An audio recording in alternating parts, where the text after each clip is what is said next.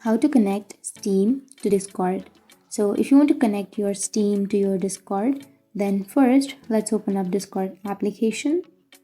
And once you open your Discord, now you can go to your profile, which is on the bottom right, and then go for settings, which is on the upper right.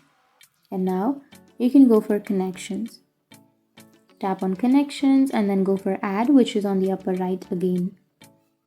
And once you tap on add, here you will have Steam.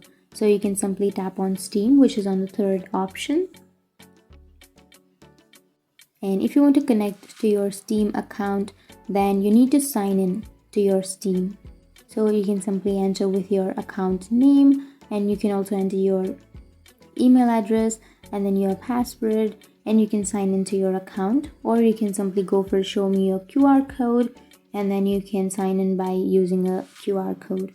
And once you've signed into your Steam, you'll be connected to Discord through your Steam. So that's how you connect Steam to Discord. And if you have any questions, feel free to comment below. Thanks for watching.